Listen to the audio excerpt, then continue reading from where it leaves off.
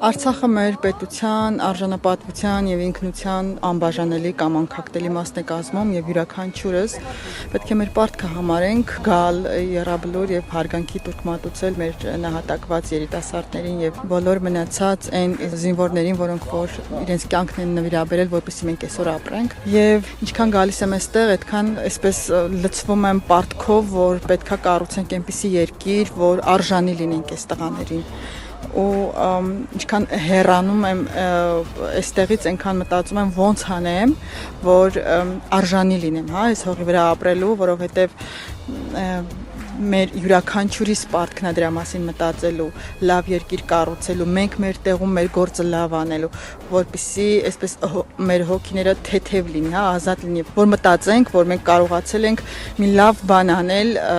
այս տղաների տված կյանքի դիմաց, հա, մի չնչին բան անել։